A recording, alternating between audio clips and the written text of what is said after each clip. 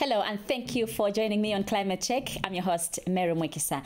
Now, today we're discussing something very important. Now, in order to actualize the real green economy as a country, research is key in ensuring that government formulates policies that are in line of achieving a real green economy, especially for a developing country like Zambia. And so joining me in studio, I'll be talking to Dr. Kabwe Mubanga, who is a Climate Compatible Growth CCG Network National Coordinator, and he will be telling us more about the CCG network program and what it is that it is doing in Zambia to ensure that we achieve policies that are tailored to accomplishing a green economy as a country. Doc, thank you for joining us on Climate Check. Thank you so much, and I'm very happy to be here.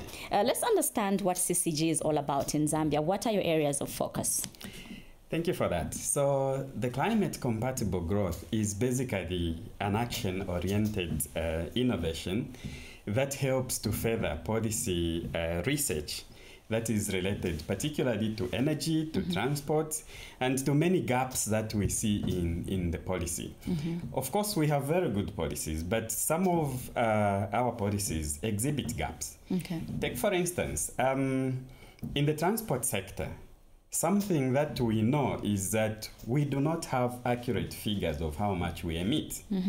But time and again, we have to send a report in the national communication to the United Nations Framework Convention on Climate Change on how much we are emitting. At the same time, we also have to send the carbon stocktake from the different sectors, including transport. But we do not have very accurate figures that we can send. So among the things we are doing through the CCG network is action-oriented research, maybe in the transport sector, maybe in the energy sector, even in the clean cooking sector. So we look for gaps in our policy and then do the research that feeds into this policy so that we can have more informed policies that can help us to manage our climate issues in a more compatible way. So having highlighted some of those thematic areas, are you satisfied with the progress made so far? If we talk about the impact of the project. Very actually. We've not been operating very long in Zambia, but already we are running over 13 projects actually that relates to different thematic areas. I talked about transport, I talked about energy, but something we're also looking at is decentralized energy planning. Much of our energy networks, take for instance ZESCO or many other sources of energy that we use, even at district level, how many do you know get to be involved in the planning for energy production, energy use at different district levels? Definitely, maybe ZESCO would have their own plans, maybe the council has their own plan. So we try to think about ways in which we can decentralize the planning of energy at a particular level to include even inputs from the ground. We already have a project that is looking at how we can do that. And we also have projects that are looking at the microeconomic analysis that relates to energy planning. So other than that, we're also looking at aspects of clean cooking. Take for instance, with the increased climate issues that we are experiencing, we've seen a lot of load shedding happening currently. Yes. That already affects our use of energy. Can we think of alternatives that can help us so that even as we reduce the load that we impact on maybe ZESCO grid, we can still have alternatives? One of the things that consumes a lot of energy in our homes is actually cooking, not really the lighting. In fact, some of our research has shown that almost 70% of the energy we use at domestic level goes for cooking, not necessarily for lighting. So if we can get alternatives that can help remove that 70% of energy that we produce or that we take to cooking, we can leave a lot that will actually even lighten the load for the ZESCO grid. So those are some of the research works we are looking at, to look at the alternatives that people can use so that we lighten the load on the ZESCO grid. So we are looking at all of these issues, and so far we have had very good results that have been coming from the people who are doing these different projects. Okay. And then what impact has this project got on Zambia's response approach to climate change? Firstly, it is strengthening the policy frameworks, particularly those policies relating to climate change. You might be aware we are in the process of revising the national policy on climate change, and our climate change bill is also being formulated, possibly sitting on the tables of Parliament, but it has not yet been finalized. So the research we are doing is meant to feed into these documents. So once you have informed evidence, empirical evidence of what is going on the ground, even when our policies are being formulated, they will be speaking to the real issues on the ground. And so our research networks is feeding into these policies so that the government can have a clear view on the ground of what is happening. Let me give an example of a sector that we haven't exactly had a lot of understanding in terms of climate change, and that is the transport sector. You realize that we have all these roads, and we keep on expanding our road networks. Yes. But somehow our concentration on the transport sector has been about moving the cars rather than moving the people. The two are different. People, as users of road networks, are in many forms. Some will use bicycles, some will be walking, others will use cars. But if you are concentrating on expanding a road network that focuses on the cars only, how about those who are cycling? How about those who are walking? And most of our roads are designed in such a way that they take care of the cars, the cars only. There's very little space for cyclists or those that are walking. So we actually have a research that is looking at a design that could actually help to move people rather than to move just cars.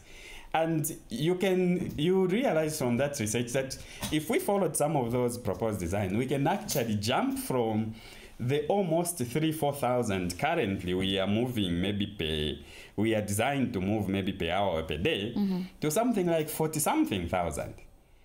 You have the normal car lane, you have the bus lane, you have the cyclist lane, you have the pedestrian lane. You realize you move a lot of people rather than just cars. So some of our research work is focusing on issues like that in essence will reduce the emissions from the cars, from the transport sector. Yes. Okay. And then the other issue that really is a challenge for countries like Zambia is access to finance to go towards climate action. What approach can we have, or what mechanisms can Zambia adopt to ensure that we achieve maximum climate finance? Thank you for that. And that is actually something that in the Zambia CCG network, we are actually also researching on. Now, one thing is investment can be attracted whether locally or internationally from multilateral institutions when you design projects that are fundable, projects that are worth funding. And so when you have a project like that, it's easy to attract funding from institutions such as even the FCDO. By the way, this project is funded by the FCDO. But other than the FCDO, you can be able to attract funding from other multilateral institutions like the Green Climate Fund or the GEF, Global Environmental Fund, and many others. But the first point is having projects that can be fundable, that are bankable. Okay. And in the CCG network, one of the research works we are doing is looking at the possibilities of expanding funding to other multilateral organizations by being able to design bankable projects that will not only benefit the network, but benefit the entire country and contribute to policy. So that is something that we are actually working on. And once we learn how to design such projects, it is easy to attract as much funding as we can. Now, Doc, you spoke about the fact that this project is supported by FCDO. At the end of this project, first of all, how long is it? And at the end of it, what will be your measurables to ensure that you have achieved what you set out to accomplish at the end of it all?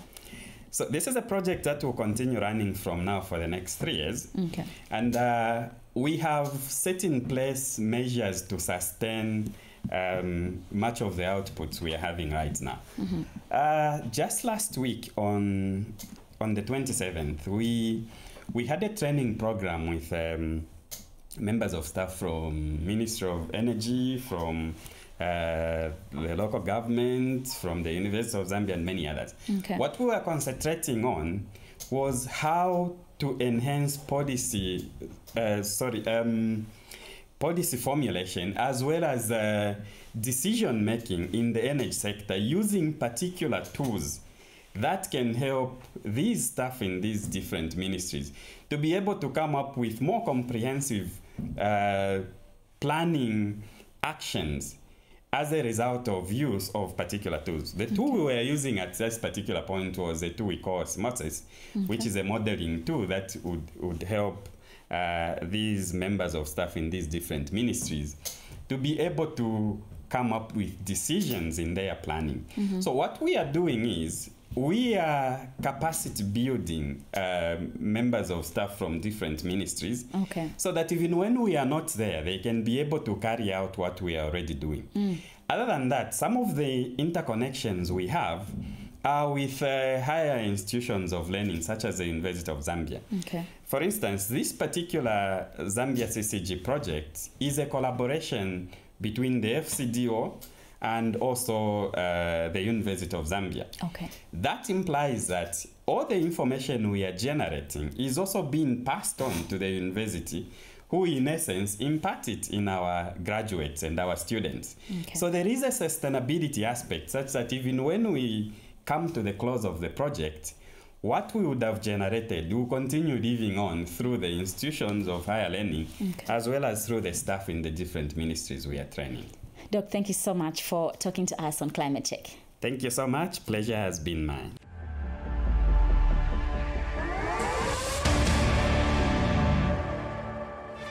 The way farming has been done through millennia, it is called agroecology. Currently, the charcoal production levels have gone extremely high. Climate compatibility actually takes a number of actors to actually accept the act. Because climate change is really affecting the most vulnerable in society. Zambia has signed a memorandum of understanding with the EU to forge forest partnerships. We would like in this new relationship and the climate change challenges that we have to gravitate to more of investments focused around value addition. Has COP27 delivered on its agenda? The message is that we'll continue pushing to actualize all the agreements we've made at COP27.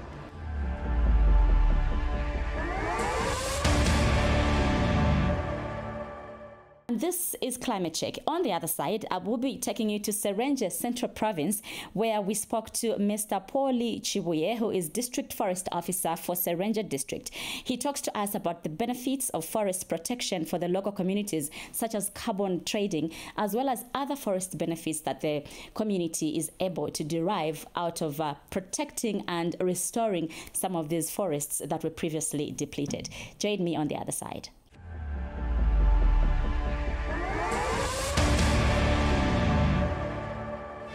The way farming has been done through millennia, it is called agroecology. Currently, the charcoal production levels have gone extremely high. Climate compatibility actually takes a number of actors to actually accept the act. Because climate change is really affecting the most vulnerable in society. Zambia has signed a memorandum of understanding with the EU to forge forest partnerships. We would like in this new relationship and the climate change challenges that we have to gravitate to more of investments focused around value addition. Has COP27 delivered on its agenda? The message is that we'll continue pushing to actualize all the agreements we've made at COP27.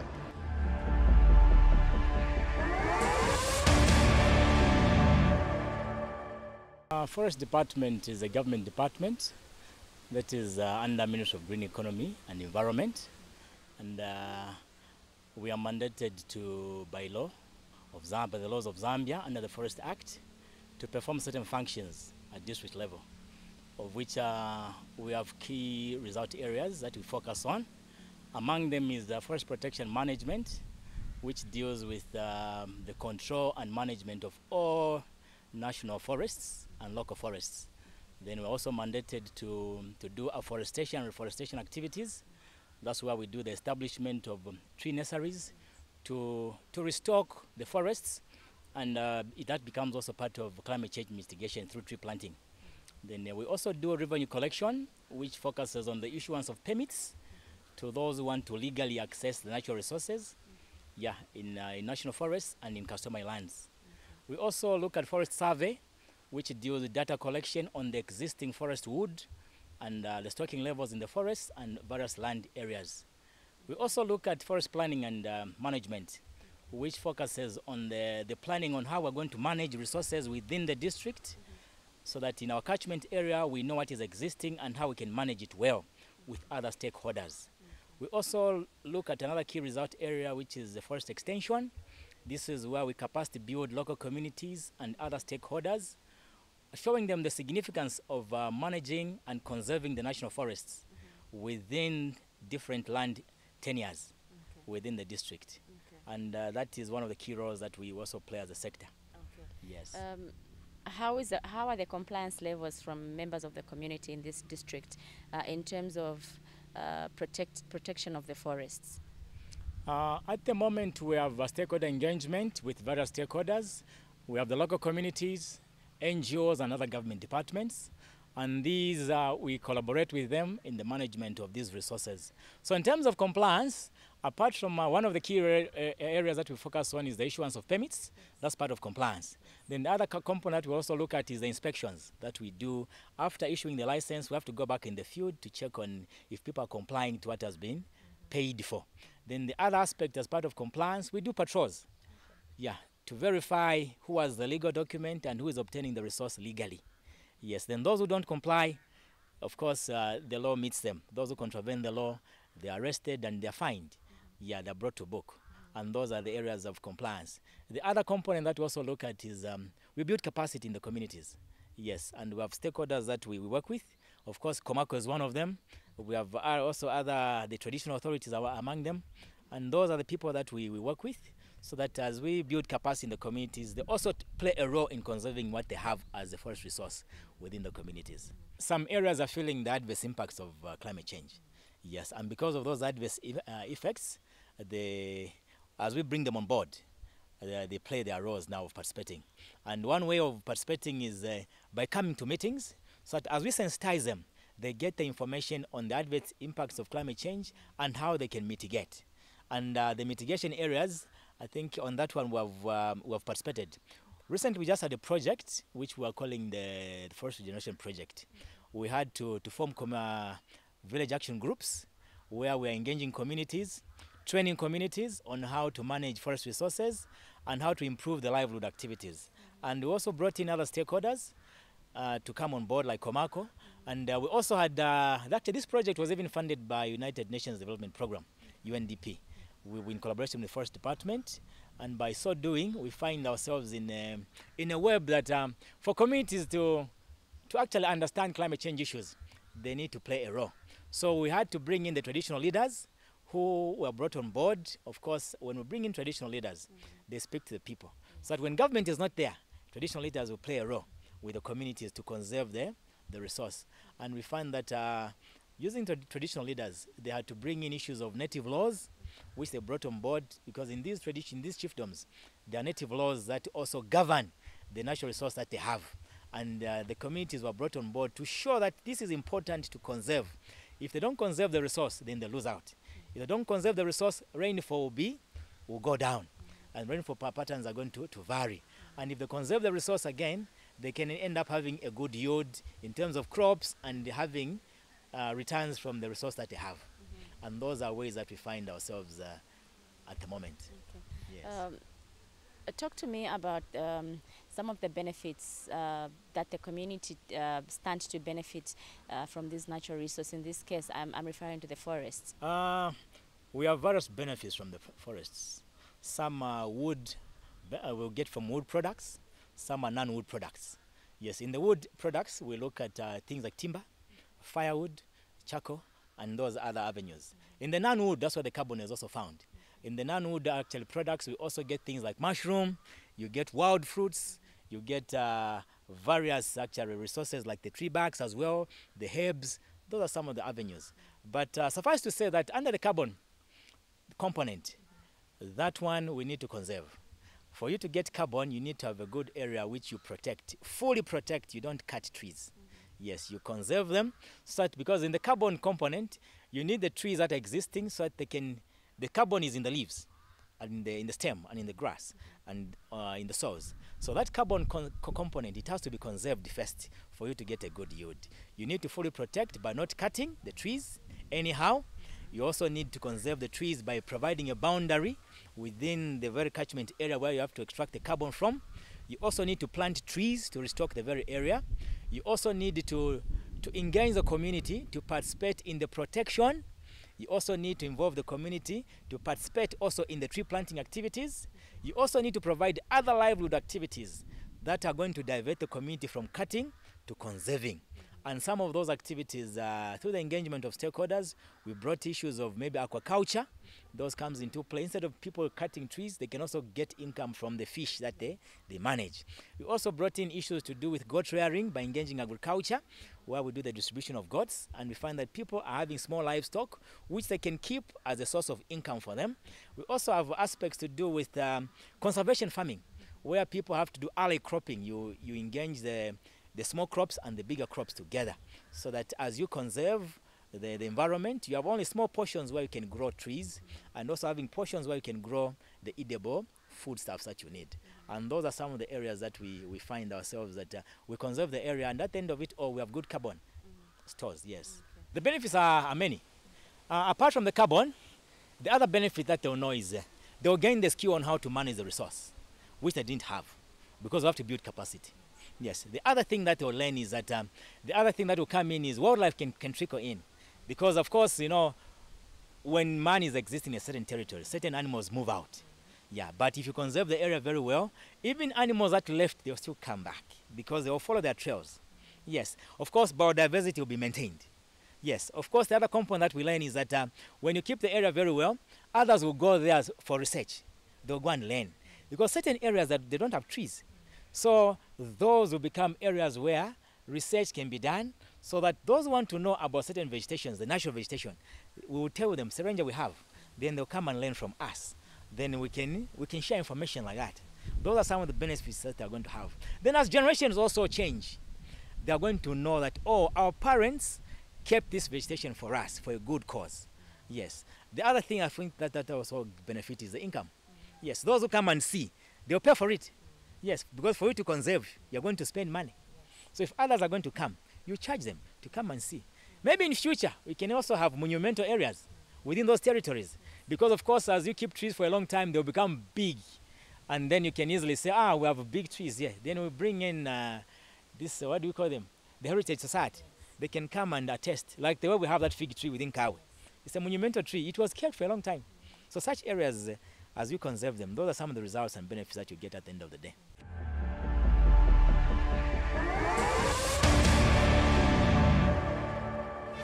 The way farming has been done through millennia, it is called agroecology. Currently, the charcoal production levels have gone extremely high. Climate compatibility actually takes a number of actors to actually accept the act. Because climate change is really affecting the most vulnerable in society. Zambia has signed a memorandum of understanding with the EU to forge forest partnerships. We would like in this new relationship and the climate change challenges that we have to gravitate to more of investments focused around value addition. Has COP27 delivered on its agenda? The message is that we'll continue pushing to actualize all the agreements we've made at COP27.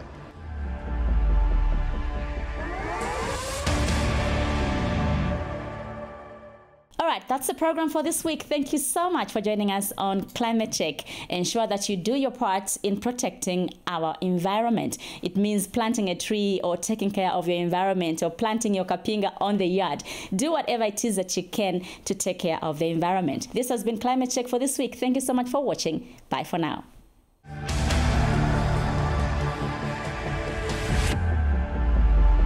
That's Climate Check for this week. Thank you for watching.